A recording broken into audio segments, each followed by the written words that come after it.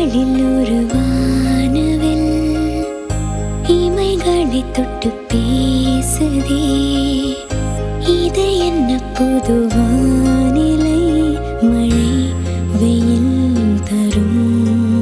உன்னிடம் பார்க்கிறேன், நான் பார்க்கிறேன்.